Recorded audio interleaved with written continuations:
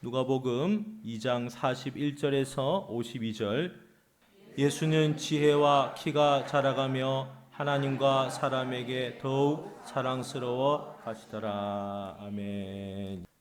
예수님의 유소년 시절, 청소년 시절, 30살 이전의 그 나이대의 청소년기의 시절에 대해서 성경에 오늘 읽은 본문 52절에 보면 딱 한 구절로 예수님의 성장기에 대해서 핵심만 딱 기록을 해놨습니다. 예수는 지혜와 키가 자라가며 하나님과 사람에게 더욱 사랑스러워 가시더라.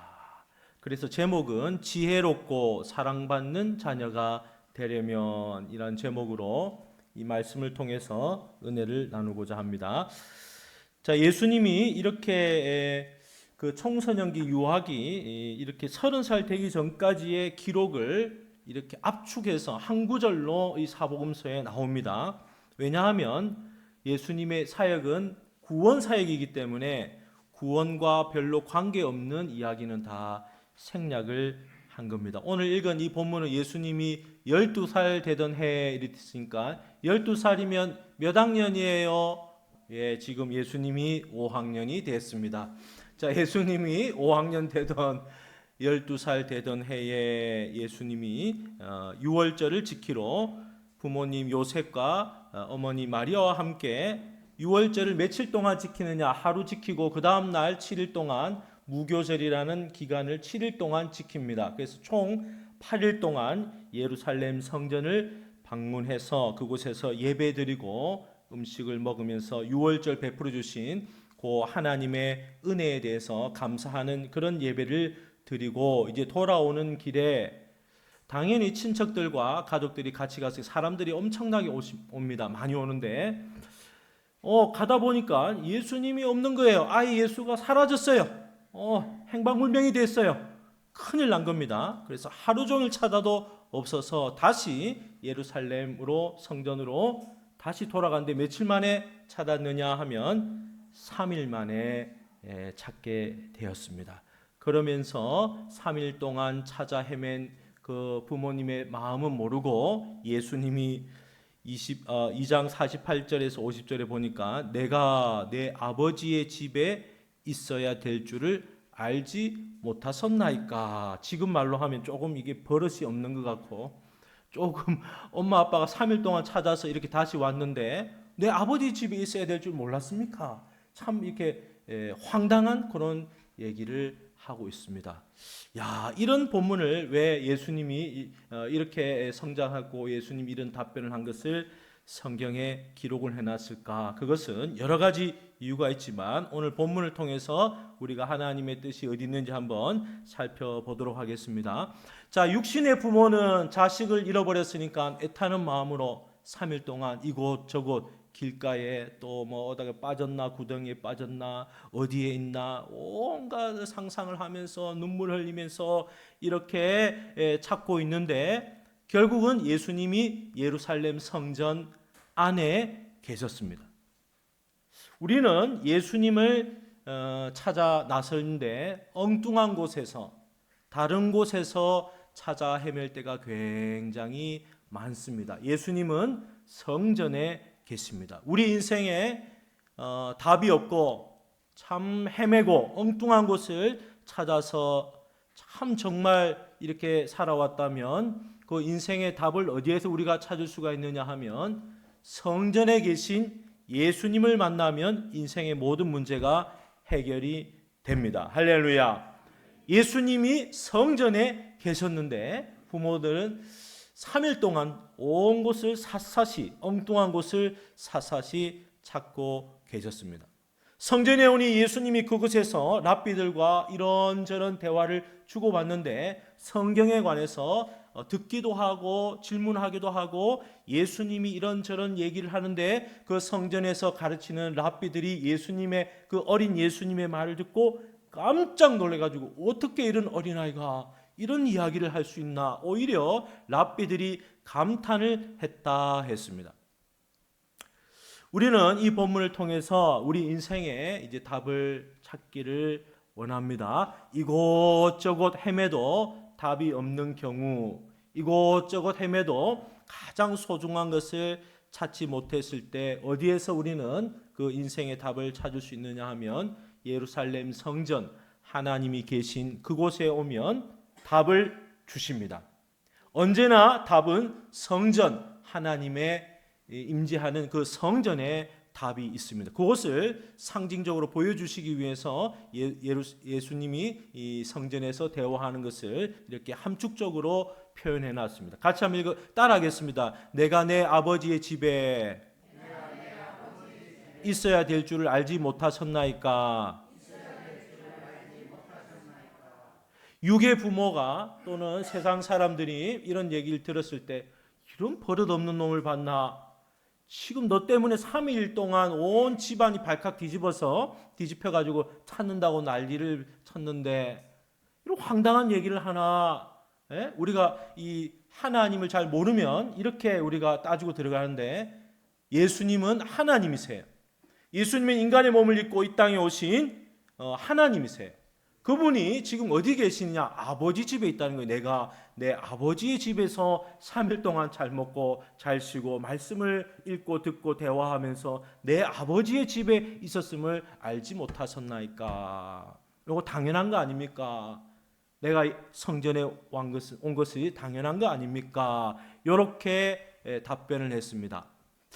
우리는 우리 인생의 소중한 것을 잃어버리고 절망하고 낙심하고 여러 가지 일들의 현실의 어려운 문제를 해결하지 못해서 끙끙대고 밤에 잠 못 자고 수면제도 몇십 개 먹고 뭐 여러 가지 일들이 있습니다. 이 돈 문제 해결하지 못하면 죽을 것 같고 요 문제 해결 못하면 내가 진짜 죽을 것 같고 여러 가지 이렇게도 해도 안 되고 저렇게도 안 되고 이곳저곳 헤매도 답이 없습니다. 인생에 답이 없습니다. 정답이 없습니다. 그때에 우리는 성전에 계신 예수 그리스도를 만나면 다 깔끔하게 해결이 됩니다. 예수님이 다 해결을 해주십니다. 우리가 교회에 오는 이유가 바로 여기에 있습니다. 우리 인생의 모든 문제 해결의 답은 성전에서 찾을 수가 있습니다. 언제나 성전은 열려 있고 이 성전에는 하나님이 계십니다. 성전에 누가 계셨느냐? 어린 아이 예수님이 그곳에서 하나님과 교제하며 말씀을 주고받았습니다. 그 부모님 요셉과 마리아는 이게 지금 무슨 말인가 알지 못했더라 이랬습니다. 이게 예수님이 하는 얘기가 이게 지금 무슨 말인가? 이런 황당한 아이를 봤나? 그러나 내가 내 아버지의 집에 있어야 될 줄 알지 못했습니까? 내 아버지의 집 교회 오면요 마음이 평안하면서 안식이 오고 기쁨이 옵니다. 예배 시간에 성령께서 내 아버지의 집에 온 그 영혼을 위로해 주시고 만나 주시는데 예수님이 아버지의 집에 있어야 될 줄을 알지 못하셨나이까 부모에게 질문하는데 부모는 오히려 답변을 못하고 무슨 말인지 이해도 못하고 깨닫지도 못하고 그렇게 있습니다. 이 아버지의 집에 어린 양 대신 대속의 공로 되시고 그 유월절 어린 양 대신 그 주인 대신 예수님이 성전 중앙에 그렇게 앉아 계십니다. 에베소서 1장 7절을 같이 한번 읽어보겠습니다. 시작. 우리는 그리스도 안에서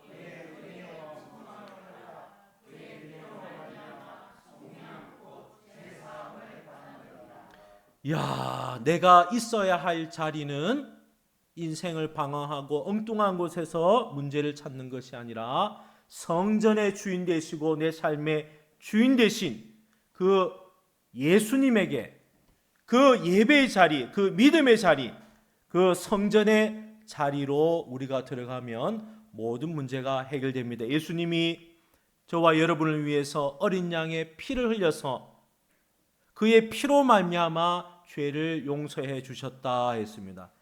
돈 많이 벌면 행복할 것 같잖아요. 한 100억 있으면 한 500억 있으면 더 행복할 것 같은데 그렇지 않습니다. 돈 1억 있어도 불안하고 100억 있어도 불안하고 다 불안합니다.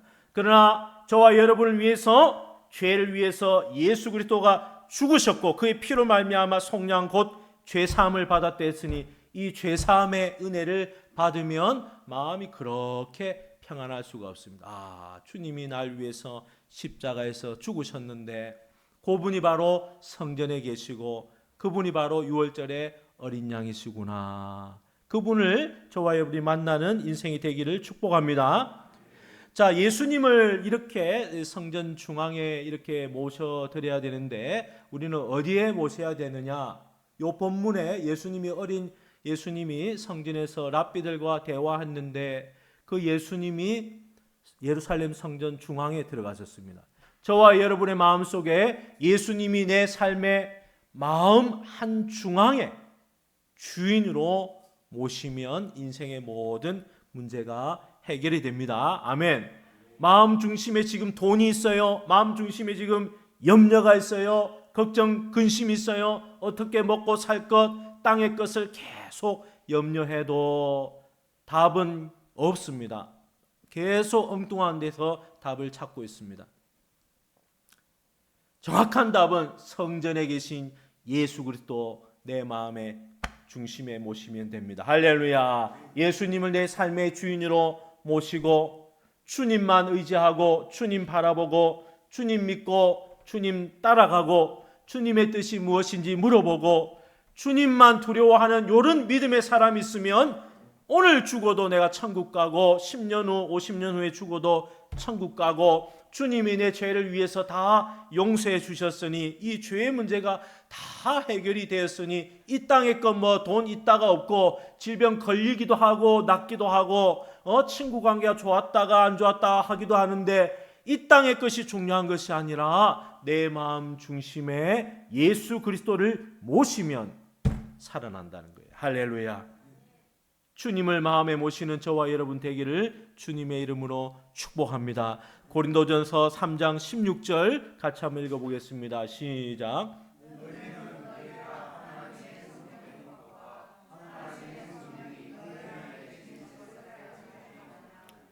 하나님의 성전이 되었다. 너희 마음에 예수 그리스도를 모시면 이 마음이 성전이 되는 거예요. 거룩한 성전이 되는 거예요. 야, 지금 자기 마음 안에 예수님을 모신 분 아멘 해보시기 바랍니다. 예수님이 나와 함께 하심을 느끼시는 분 아멘 해보시기 바랍니다. 예배 드리니까 아멘 하라니까 아멘 하는 거지. 예배당 문 밖을 나가면 내가 예수님이 내 마음에 계신지 안 계신지 모르는 사람이 많습니다. 예수님이 내 마음 중심에 오셔서 주인이 되어서 그 사람과 함께 성전 삼아서 그 사람과 평생을 살고 이제 죽어서 천국까지 데리고 가시는 거예요. 이렇게 성전 중심으로 사는 사람, 이렇게 주님을 모시고 사는 사람은 어떻게 되느냐? 하나님께 사랑을 받는 성도가 됩니다. 하나님께 사랑을 받고 사람에게 사랑받는 그런 사람이 됩니다. 자, 그래서 성전 중심이란 말은 하나님 중심이란 말입니다. 말씀 중심이란 말입니다. 자, 이스라엘 백성이 광야에서 천막 텐트 생활을 할 때 성소 안에 지성소가 있었고 지성소 안에 뭐가 있어서 법궤가 있어요. 법궤가 뭐예요? 십계명이에요. 십계명. 하나님의 계명, 하나님의 말씀을 딱 모시고 그 법궤를 중심으로 동서남북 12지파가 장막을 치고 움직였습니다. 예수님을 내 마음에 모신다 하는 것은 예수님의 말씀을 내 마음에 모신다 하는 그런 말입니다. 예수님의 말씀으로 내가 주님과 동행할 수가 있습니다. 그런 사람을 복되다 했습니다. 시편 84편 10절에 주의 궁정에서의 한 날이 다른 곳에서의 첫날보다 나은즉 악인의 장막에 사는 것보다 내 하나님의 성전 문지기로 있는 것이 좋사오니 주의 전에서 문지기로 하루 있는 것이 마음이 편안하고 기쁘다는 게 세상에 온갖 것 다 줘도 첫날보다 주의 성전에 있는 것이 훨씬 더 낫다. 왜? 주의 말씀이 그 사람의 마음과 생각을 지켜주시기 때문에 인도해 주시기 때문에 시편 119편 105절을 같이 한번 읽어보겠습니다. 시작. 주의 말씀 성전 중심으로 살 때 주의 말씀이 내 삶을 인도해 주신다. 어둡고 캄캄한 길에 빛을 비춰주시고 등불이 되어서 환하게 주의 말씀이 들어오면 이렇게 하나님이 인도를 해주시기 때문에 현실에 질병 걸렸어요, 사업에 어려움이 있어요, 돈 문제 있어요, 관계에 어려움이 있어요, 지금 여러 가지 어려움이 있어요, 절망이 있고 참 그 해답을 찾기 어려운데 요 사람 성전 중심으로 하나님 말씀을 마음에 딱 모시면 요 사람에게 하나님의 사랑이 넘치게 되는 줄 믿습니다. 이렇게 성전 중심으로 하나님 중심으로 말씀 중심으로 살면 어떤 일이 일어나느냐 하면 한번 따라합시다. 지혜가 옵니다. 이 세상을 살아갈 때 어려운 일이 얼마나 많은지 모릅니다. 정답이 없는 문제가 얼마나 많은지 모릅니다. 그런데 예수님이 12살밖에 되지 않았지만 예루살렘 성전에서 랍비들과 대화를 하는데 예수님이 구약 성경을 달달달달 외우고 구약 성경을 해석을 하고 랍비들에게 오히려 질문을 하고 이러니까 아이고 랍비들이 깜짝 놀랐어요. 이게 어디서 이런 지혜가 나왔는가 보니까 예수님이 구약 성경 말씀을 암송하고 외우고 큐티하고 나누고 그 깊이와 넓이가 상당했습니다. 그래서 예수님은 공생의 사역을 시작하실 때 40일 금식기도 하고 마귀가 와서 세 가지 시험할 때 전부 뭐로써 이겼습니까? 기록되었을 때 기록되어 있는 하나님의 말씀으로 다 물리쳐 버렸습니다. 그러니까 12살밖에 되지 않아도 나이가 어려도 말씀이 있는 사람은 지혜롭습니다. 말씀이 없으면 해답을 전부 세상에서 찾습니다. 자, 엉뚱한 사람에게 물어보고 길을 안내받으려고 하고 옆집 사람 이웃에게 물어보고 동창에게 물어보고 동아리에 물어보고 다 전부 답이 다 틀립니다. 이 정답은 인생의 정답은 하나님의 말씀 안에 전부 다 들어 있습니다. 누가복음 2장 46절 사흘 후에 성전에서 만난즉 그가 선생들 중에 앉으사 그들에게 듣기도 하시며 묻기도 하시니 듣는 자가 다 그 지혜와 대답을 놀랍게 여기더라. 그래서 교회에 오면 나이와 상관없이 하나님의 말씀이 있는 사람이 지혜로운 사람입니다. 하나님의 말씀이 딱 있는 사람은 다 분별할 줄 압니다. 비판하고 판단하지 않고 이게 하나님의 뜻에서 벗어났다 아니다, 요거 하나님이 기뻐한다 안 한다, 요게 내 뜻인지 하나님 뜻인지 전부 하나님의 말씀으로 분별을 하게 되어 있습니다. 그래서 이 말씀 안에 지혜가 있습니다. 말씀 안에. 이 말씀이 어디서 울려 퍼졌느냐? 성전 안에서 하나님의 말씀을 읽고 들으면서 하나님의 성령이 역사에서 무엇을 주시느냐? 성령의 감동, 감화 감동을 주시는데 이것을 가르쳐 영감이다 했습니다. 하나님이 찬양하고 기도하고 예배드리는 가운데 말씀을 듣는 가운데 내 문제를 해결하는 답을 딱 성령의 감동으로 영감으로 딱 주십니다. 할렐루야. 야고보서 1장 5절 말씀 같이 한번 읽어보겠습니다. 시작. 너희 중에 누구든지 지혜가 부족하거든 모든 사람에게 후히 주시고 꾸짖지 아니하시는 하나님께 구하라. 그리하면 주시. 지혜가 부족하거든 하나님께 지혜를 주세요. 지혜를 주세요. 이 문제를 해결하기 위해서 내가 어떻게 해야 됩니까? 라고 하나님께 구하고 기도하면 하나님께서 주신다 약속을 했습니다. 할렐루야. 세상의 학문으로는 도저히 따라올 수 없는 지혜를 성령의 영감으로 감동을 줘서 깨닫게 해주시는 거예요. 할렐루야. 세상의 학력으로, 세상 명예로, 세상의 석사 박사로, 세상으로 방법으로 그 현실의 어려운 문제를 해결할 수가 없습니다. 하나님을 믿고 마음의 중심에 모시고 하나님의 말씀을 통해서 지혜로 하나님이 알려주시는 거예요. 할렐루야. 예수 믿는 맛이 여기에 납니다. 내가 일주일 동안 끙끙 싸맸는데 이 답을 하나님이 알려주시구나 하면서 성령의 감동이 와서 예배드리고 찬양하는데 감동이 오는 거예요. 할렐루야. 그렇게 하나님의 말씀으로 지혜를 받으면 요 사람은 하나님과 사람에게 사랑받으면서 크는 사람이 되는 거예요. 할렐루야. 그리고 또 한 가지 예수님이 어떻게 현실을 통과했는지 보니까 누가복음 2장 51절 같이 한번 천천히 읽어보겠습니다. 시작. 예수께서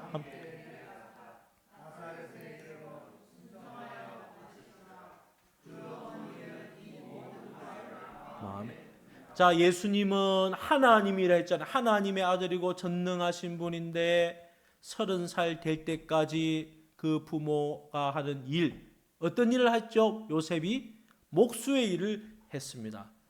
자기 주어진 현실에서 순종을 했습니다. 30살 될 때까지. 요셉 얘기가 예수님 십자가 달렸을 때 어머니를 부탁한다, 그리고 아버지를 부탁을 안 했어요. 많은 학자들이 이 요셉은 일찍 죽었다고 보는 거예요. 그래서 예수님은 어린 나이에 한 15에서 20살 정도 되는 나이에 가장이 되었어요. 장남이면서 가장이 되었어요. 그래서 어머니를 돌봐야 했고 그 힘든 목수 일을 감당을 해야 됐습니다. 나무를 자르고 가져오고 돌을 또 이런 석재를 가꾸는 이런 모든 일이 굉장히 힘든 일입니다. 그래서 마가복음 6장 3절에 보니까 이 사람이 마리아의 아들 목수가 아니냐, 야고보와 요셉과 유다와 시몬의 형제가 아니냐, 그 너희들이 우리와 함께 여기 있지 아니하냐 하고 예수를 배척한지라. 예수님을 아는 그 동네 사람들은 예수님이 하나님의 아들이라니까 그 목수의 아들이다, 목수의 아들이다 이렇게 하면서 거부를 했는데 예수님이 30년 동안 태어나서 그 목수의 일을 또 부모가 하라고 하는 그 일을 어떻게 받들었다고요? 순종하여 받드시더라 했습니다. 하나님이 저와 여러분에게 준 현실이 있습니다. 너는 요거 이거 하라. 요런 일을 하라. 요 일을 할 때에 요 일을 하나님이 내게 주셨다. 요 직장을 하나님이 내게 주셨다. 요 공부하는 현실을 하나님이 내게 주셨다. 요렇게 믿는 사람은 그 현실에 순종을 합니다. 하나님이 준 일이 아니고 재수 없어서 내가 이 일 하지, 목수 일을 내가 이거 하고 아버지가 시키니까 하는 거지 요래 하면서 투덜투덜대고 원망 불평하면 중간에 자꾸 중도 포기를 합니다. 요 목수의 일을 아주 하찮게 여깁니다. 요 일을 하면서 아무도 칭찬 안 해줍니다. 격려도 안 해줍니다. 그래서 이 일을 아주 하찮은 일로 그렇게 여기게 됩니다. 그러나 요 일을 할 때의 그 자세는 하나님이 내게 이 일을 주셨다. 하나님이 요 일을 내게 주셨다. 요런 자세로 그 일을 하면 하나님이 동행을 해 주십니다. 주의 일을 할 때에 가정일도 주의 일, 직장일도 주의 일, 공부하는 일도 주의 일, 요런 일을 할 때, 목수의 일을 할 때에 요것은 누가 주신 일이라고요? 하나님이 내게 주신 일이다. 하나님이 내게 주신 현실이라는 거예요. 그래서 이 일을 주신 분도 하나님이고 현실을 주신 분도 하나님이시기 때문에 이렇게 하나님을 인정하고 들어갈 때에 두 가지를 하라 했습니다. 마태복음 16장 24절에 보니까 이에 예수께서 제자들에게 이르시되 누구든지 나를 따라오려거든 자기를 뭐하고요? 부인하고 자기 십자가를 지고 나를 따를 것이니라. 일을 할 때 자기를 부인하면서 자기 십자가를 지고 묵묵히 그 일을 하라는 거예요. 예수님이 30년 동안 목수의 일을 아주 묵묵히 나무를 자르고 톱을 키고 먼지가 나고 돌을 가져오고 돌을 깨고 이 일을 부모에게 효를 하는 것인 십계명의 그 있고 하나님의 계명이고 또 그 부모에게 순종하라니까 예수님이 그 일을 묵묵하게 그 일을 해나갔을 때 주변 사람들이 그걸 다 보게 되었습니다.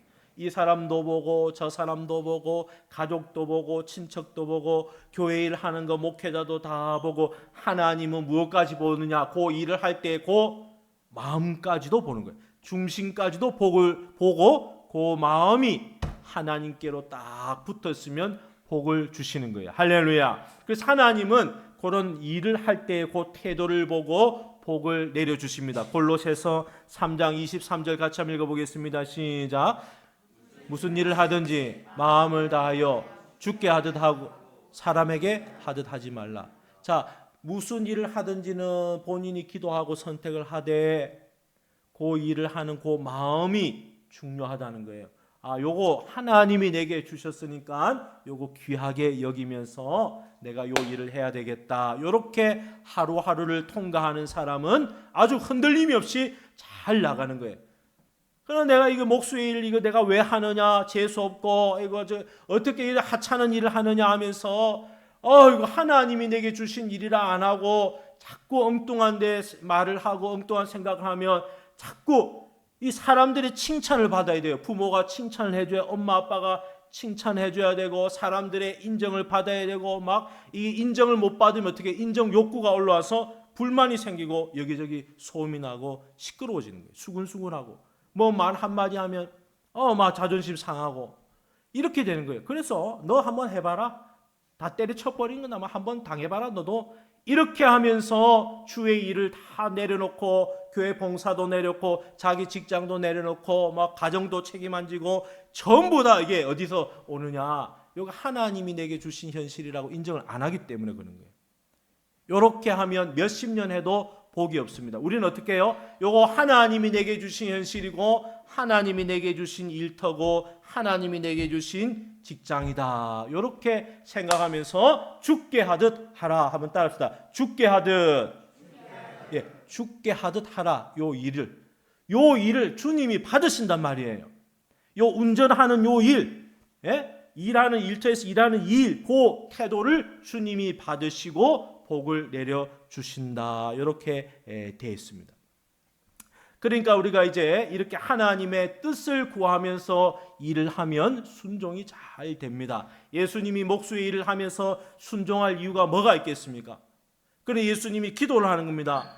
아이고 30살 너무 깁니다. 20살까지만 내가 요 목수의 일을 하고 그만 좀 내려놓고 빨리 십자가 지고 죽으면 좋겠습니다. 이렇게 하나님께 기도하고 엎드립니다. 하나님 아버지 어떻게 해야 되겠습니까? 이렇게 기도하면 성령의 감동으로 넌 아직 공생이 시작 전이니까 묵묵히 네 일에 최선을 다하라. 그리고 아빠 요셉이 빨리 죽었으니 너 가정이 되지 않느냐? 너 어머니를 잘 돌봐라. 너 아들로서 마땅히 해야 할 일이 아니냐. 이렇게 성령이 감동을 주시는 거예요.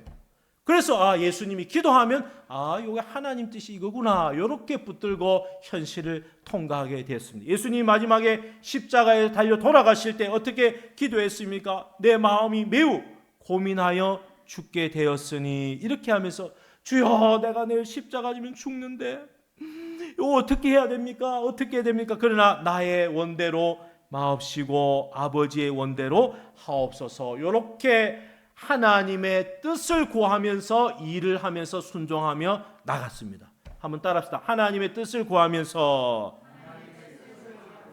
순종하며 나갑시다.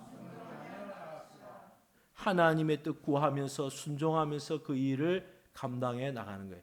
자, 우리 요셉 얘기를 제가 많이 했습니다. 요셉이 그 애굽의 왕 바로 왕의 꿈을 해석을 해줬습니다. 바로가 하루는 자고 일어났는데 7 암소가 나타났습니다. 나일강에 서 있었는데 강에서 살찌고 아름다운 7 암소가 갈대밭 사이를 풀을 뜯고 있어 그걸 막 먹고 있는 거예요. 그런데 갑자기 흉하고 말라빠진 비틀어진 7마리의 암소가 나일강에서 올라와서 그 풍성하고 살찐 7 소를 전부 다 잡아 먹어버리는 겁니다.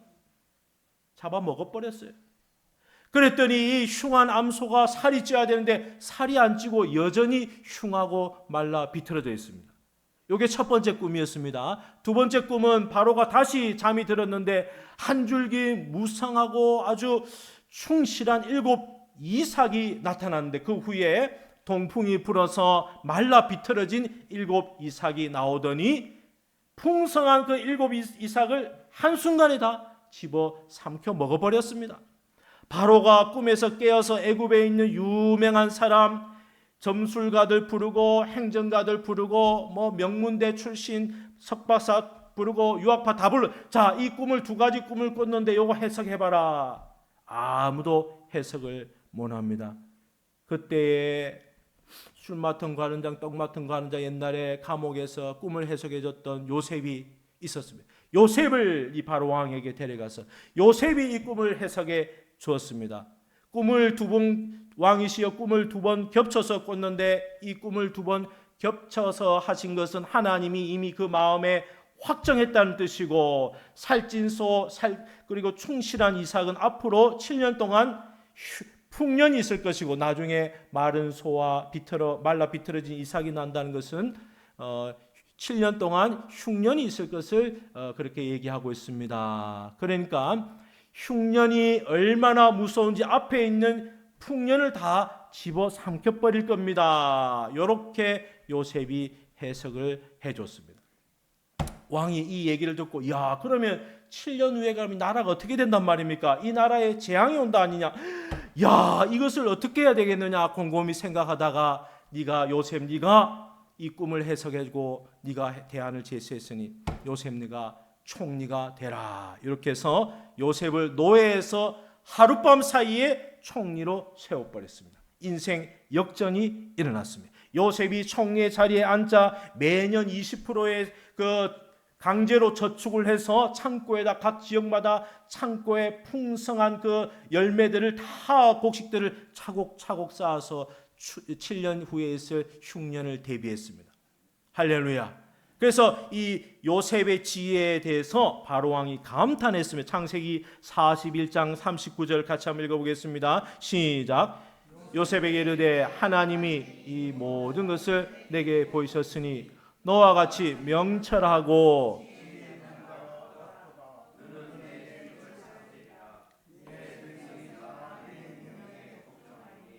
내가 너보다 높은 것은 내 왕자.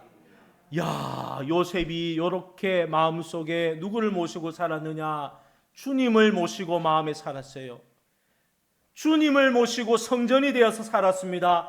예수님을 모시고 성전되어 살았더니 요셉이 어린 나이에 17살에 이렇게 팔려갔는데, 주님 모시고 갔는데 주님하고 대화하고 의논하고 이렇게 하다 보니까 주님이 전부 지혜를 줬습니다. 주님 모시고 마음에 모시고 의지하고 맡기고 이렇게 대화하고 하나님의 뜻이 무엇인지 이렇게 물으면서 주님만 두려워하고 주님하고 연합해서 하나가 딱 돼서 주님이 힘든 일이 있을 때마다 기도하면 지혜로 딱딱 알려주십니다. 요한복음 14장 26절 보혜사 곧 아버지께서 내 이름으로 보내실 성령 그가 너희에게 뭐요? 모든 것을 가르치고 내가 너희에게 말한 모든 것을 생각나게 하리라. 여러분 예배 잘 드리고 성령 충만 받고 찬양에 충만하고 입에서 감사가 나오는 사람, 성령이 충만해서 일주일 동안 일어나는 그 모든 일을 성령께서 가르쳐 주시는데 지혜롭게 다 가르쳐 주시는 거예요. 할렐루야. 그래서 예수님 믿는 거예요. 우리가 예수님 왜 믿어요? 교회 왜 와요? 예수님이 내 마음에 오셔가지고 성전이 되어 중심이 되어서 다 알려주시는 거예요. 할렐루야. 요셉이 이렇게 마음의 중심에 하나님을 모시고 사니까 어떤 현실을 만나도 다 지혜롭게 통과를 하는 겁니다. 자, 요셉이 형들에게 꿈 이야기하니까 형들이 미워가지고 웅덩이에다 집어 던져버리고, 웅덩이에 빠져있는 요셉을 애굽의 노예로 팔아버리는 그런 현실을 만났습니다. 팔렸는데 어디에 집에 팔려갔지요? 보디발의 집에 팔려갔는데 그곳에서 보디발의 아내가 유혹을 하자 윗옷을 벗어버리고 누명을 쓰고 감옥에 들어갔습니다. 이런 현실 저런 현실 다 만나도 요셉이 마음의 중심에 주님을 모시고 이렇게 살아가니까, 자, 애굽의 집에 노예로 보디발 집에 팔려가도 주님, 제가 이렇게 형들에게 미움받아서 이렇게 노예로 팔려왔는데 내가 어떻게 해야 됩니까? 기도하니까 성령께서 영감으로 너 일을 맡은 일을 최선을 다해라, 충성을 해라, 원망불평하지 말고 감사함으로 한번 일을 해봐라. 예, 주님. 요셉이 그곳에서 계속 10년 동안 보디발의 집에서 일을 하면서 감사와 기쁨으로 어떤 일을 맡겨도 최선을 다했습니다. 물 떠와라 하면 물 떠옵니다. 나무 잘라라, 나무 자릅니다. 허드렛 일 시키면 허드렛 일 합니다. 이렇게 전부 하니까 주인이 보디발이 딱 보니까 이 요셉이 보통 사람이 아니네. 밥 먹을 때 딱 기도하고 밥 먹네. 너 누굴 믿느냐? 하나님 믿는 사람입니다. 아, 그래? 하나님 믿으니까 기도하구나. 식사 기도를 딱 하고 먹는 거예요. 야, 이렇게 보니까 요셉이 눈에 빛이 나는데 하나님이 지혜와 감동을 줘서 요셉에게 성령의 충만함이 있어서 뭘 맡겨도 전부 다 요셉이 자기보다 나아요. 나보다 낫네? 다 열쇠도 맡겨버리고 장부도 맡겨버리고 가정의 모든 일을 다 관리하도록 다 믿고 맡겨버리고 돌아보지 않았는데 딱 한 사람, 보디발의 아내가 이 요셉이 얼굴이 잘생기고 건강하니까 옷을 이렇게 어깨를 올렸다 내렸다 하면서 유혹을 하는 겁니다. 계속 유혹을, 보디발이 출장을 갔습니다. 유혹을 합니다. 계속 유혹. 아이고, 요셉이 참다 안 돼서 막 옷을 벗어버리고 이제 도망을 갑니다. 그래서 이 누명을 쓰고 감옥에 가게 되는데, 사실 이 노예가 종이 주인의 아내를 건드리고 옷을 벗었다 이러면 겁탈한 거고 성폭행한 거고, 그 당시 법으로는 당장 이건 사형받아야 되고 죽어야 되는데, 이 보디발이 요셉을 계속 유심히 지켜봤습니다. 사실은 아내가 거짓말하는 거지 요셉이 거짓말하는 거 아니라는 걸 보디발이 아는 거예요. 내 아내가 보니까 조금 과시욕도 있고 거짓말도 잘하고 아내가 얼마나 보니까 꼬리치는 걸 보디발 다 알아요. 그래서 죽이지 않고 아내의 위신도 살려줘야 되고 가정도 지키게 되고, 이래서 요셉을 감옥에다가 갖다 넣은 겁니다. 요셉이 감옥에 들어가서 또 기도합니다. 하나님, 10년 동안 내가 노예살이 했는데 이제 감옥에 이게 오게 됐으니 이게 무슨 일입니까? 그러나 하나님 아버지, 10년 동안 나와 동행해 주신 하나님, 주님 모시고 주님 뜻 구하면서 이렇게 이 요셉이 감옥에서 기도하고 현실을 나가자 전부 그 요셉이 그 감옥에 있는 일들, 간수장이가 다 보니까 전부 일을 다 맡겨버려. 요셉에게 재정도 맡겨버립니다. 이 죄수들의 건강 상태 체크하는 것도 맡겨버립니다. 음식하는 것도 맡겨버립니다. 돌아보지 않고 열쇠를 다 요셉이 관리를 하면서 그 정치 수용소 안에 들어온 그 정치인들 상담하고 대화하면서 이런 저런 꿈도 해석해주고, 이제 아주 그 자리에 앉아가지고 다 그 인생 상담을 해주고 길을 제시해주고, 요셉이 보니까 감옥 안에만 갇혔지 엄청난 믿음의 사람이 되어 있는 거예요. 이렇게 하나님이 노예를 총리로 하루아침에 세우는데 어떻게 했길래 한번 따라합시다. 주님 모시고 주님을 마음에 모시고, 주님이 날 위해 십자가에 죽으셨고 주님이 나의 주인 되셨는데 주님에게 물어보고, 주님 뜻이 어디 있는지 물어보고, 내 생각과 내 마음대로 하지 아니하고 주님께 물어보고, 이렇게 믿음 생활을 한 거예요. 요한복음 15장 5절 같이 한번 읽어보겠습니다. 시작. 나는 포도나무요 너희는 가지라.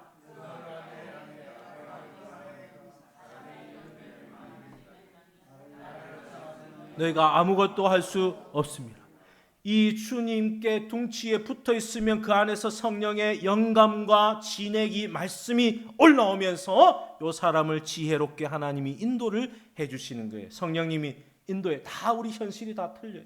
성령님이 이 사람을 인도해 주십니다. 성령의 충만함이 옵니다. 성령의 지혜가 옵니다. 그래서 예수님은 어릴 때 성전에 들어가서 내 아버지의 집에 있어야 될 거 당연한 거 아닙니까?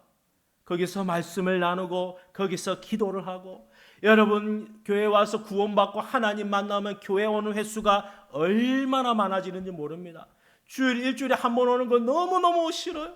수요일 가고 싶습니다. 목요일도 가고 싶습니다. 학교 가면서 아침에도 가고 싶습니다.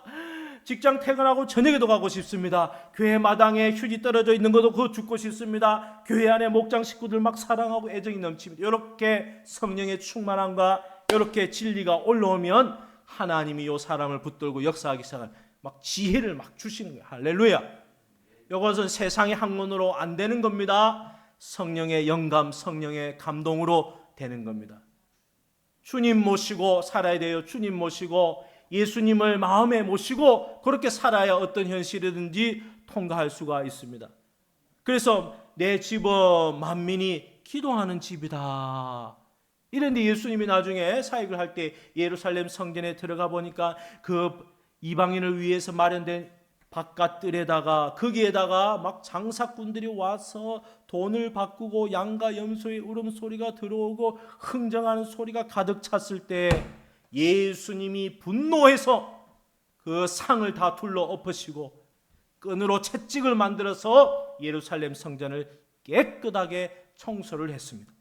우리 마음이, 저와 여러분의 마음이 예수 믿는 사람이 빛과 소금의 역할을 못하면, 성전이 성전되지 못하면, 예수 믿는 사람이 이건 믿는 사람인지 안 믿는 사람인지 구분이 안 되고 변질이 되고 세속화되면 세상에 들어가서 썩어버리는 거예요. 썩어버리는 거예요. 하나님 부러워하고 하나님 믿고 따라야 되는데 세상 은근히 부러워하고 하나님보다 돈 좋아하고 자기를 부인하고 자기 십자가를 지렸는데 자기 중심으로 이렇게 살며, 마태복음 5장 13절 어떻게 됩니까? 시작. 너희는 세상의 소금이니 소금이 만일 그 맛을 잃으며 무엇으로 짜게 하리요? 후에는 아무 쓸데없어 다만 밖에 버려져 사람에게 밟힐 뿐. 소금의 맛, 그리스도인의 향기의 맛, 그 냄새, 예수 믿는 사람의 독특한 냄새가 있습니다. 그거 없어지는 거예요. 고린도후서 2장 15절 우리는 구원받는 자들에게나 망하는 자들에게나 하나님 앞에서 그리스도의 향기니 이 사람에게는 사망으로부터 사망에 이르는 냄새요 저 사람에게는 생명으로부터 생명에 이르는 냄새라. 우리는 예수 그리스도의 향기를 드러내는, 생명을 그렇게 드러내는 그런 사람 아닙니까? 소금이 맛을 잃으면 점점 예수 믿는 사람이 오후 목장 빠지고 수요기도 빠지고 목장기도 빠지고 자꾸 빠져, 주일 예배도 빠지고 나중에 보면 세상 사람하고 똑같이 그렇게 되어 있습니다. 그래서 예수님이 성전이 성전되지 못하면 분노하시고 싹 다 쓸어버리고 깨끗하게 청소를 해버리고 채찍으로 만들어서 그렇게 예수님이 청소를 했습니다. 마태복음 21장 13절 시작. 그들에게 이르시되 기록된 바 내 집은 기도하는 집이라 일컬음을 받으리라 하였거늘 너희는 강도의 소굴을 만드는도다 하시. 성전이 더러워지면, 더 이상 안 되면 노아 홍수 심판처럼 물로 깨끗하게 다 청소하고 다시 하나님이 시작하시는 거예요. 우리가 왜 우리 성전이 깨끗하게 안 됩니까? 우리 성전이 왜 더러워졌습니까? 욕심 때문에. 예루살렘 성전 안에 종교 지도자들이 욕심, 돈 욕심, 세상 욕심 때문에 AD 70년에 로마의 티투스 장군에 의해서 예루살렘 성전은 박살이 나고 회파가 되었습니다. 그러므로 우리는 이 믿음 생활할 때 주님 모시고 사는 사람은 항상 기도해서 주님의 뜻을 물어봅니다. 요거 하나님 뜻 맞습니까? 하나님 요렇게 해도 되겠습니까? 요렇게 하나님 뜻을 물어보면서 하는 겁니다. 자, 공부하는 거 하나님 뜻 물어봅니다. 일하는 거 하나님 뜻 물어봅니다. 자, 사업하는 거 하나님 뜻 물어봅니다. 요렇게 물어보고 하나님이 어떻게 하면 좋겠습니까? 물어보고 하나님이 그래 영혼 구원을 해라. 교회를 사랑해라. 형제를 사랑해라. 몸을 구별해라. 마음을 새롭게 해라. 세속화되지 마라. 이렇게 주님이 자기 뜻을 알려주시는 거예요. 그러나 죄를 지으면 성전이 더러워져서 하나님의 영감 역사가 싹 사라집니다. 에베소 4장 18절 그들의 총명이 어두워지고 그들 가운데 있는 무지함과 그들의 마음이 굳어짐으로 말미암아 하나님의 생명에서 떠나 있도다. 죄를 지으면 하나님의 생명의 역사가 없습니다. 성령의 영감 역사가 없습니다. 깨닫지도 못하고 요셉과 마리아가 지금 깨닫지 못합니다. 이게 무슨 말인지 알아듣지 못합니다. 그래서 우리는 죄를 지으면 즉시로 회개. 옆 사람 인사합시다. 죄를 지으면 즉시로 회개합시다. 즉시로 회개하면 돼. 요나가 하나님이 저 니느웨 성 가라 하니까 반대로 어디로 갔어요? 다시스로 가가지고 배 안에 들어가다가 쿨쿨 자고 아무도 안 볼 줄 알았는데 하나님이 요나 때문에 풍랑을 일으켜가지고 배 안에 있는 귀중한 물건을 다 갖다 버리게 하고 경제적 손해가 막대합니다. 전부 다 죽는다고 막 했습니다. 그런데 가위가위보 하니까 제비뽑기라니까 요나가 턱 걸렸어요. 나를 던져라 하니까 요나를 깊은 바다에 붕 던졌습니다. 요런 현실이 온다 이 말이에요. 하나님이 큰 물고기를 준비해서 요나를 덥석 물어서 3일 동안 그곳에서 뭐 하게 했어요? 요나를 회개하도록 하나님 역사를 했습니다. 야, 탕자가 하나님께 기도하고 하나님 뜻 안 물어보고 아버지 죽으면 줄 주산 빨리 주세요. 내가 그거 가지고 가서 내 마음대로 한번 해보겠습니다. 지혜도 없고 돈을 관리할 능력도 없으면서 아버지가 죽어야 되는데 어휴 미리 달러 땡겨가지고 세상에 나가서 허랑방탕하게 돈을 다 탕진하고 돼지 지엄 열매 먹는 꿀꿀이 죽 먹으면서 그때에 회개하고 눈물 흘리면서 아버지께로 내가 돌아가야 되겠다 이렇게 돌아왔을 때 우리 아버지가 어서 오너라 하고 요 탕자를 받아주셨습니다. 저와 여러분의 인생의 모든 문제에 막히고 답답하고 해결이 안 되는 그 문제의 답은 성전으로 가면 해결이 됩니다. 성전 안에 계신 예수 그리스도를 만나면 해결이 됩니다. 말씀 안에 답이 있습니다. 말씀 안에 지혜가 있습니다. 하나님이 내게 주신 그 현실에서 그 맡겨진 일을 최선을 다해서 예수님처럼 순종하면서 그 일을 계속하고 자기를 부인하고 자기 십자가를 지고 주님 모시고 이렇게 살아가는 저와 여러분 되기를 주님의 이름으로 축복합니다. 아멘. 기도하겠습니다. 하나님 아버지, 요셉이 어떤 현실을 만나든지 주님 모시고 믿음으로 통과해 나갔습니다. 하나님, 저희도 예수님의 어린 시절처럼 하나님과 사람에게 사랑을 받는 그런 사람이 되기를 원합니다. 하나님과 동행하는 사람이 되기를 원합니다. 하나님 아버지, 함께하여 주옵소서. 감사드리며 예수님 이름으로 기도드렸습니다. 아멘.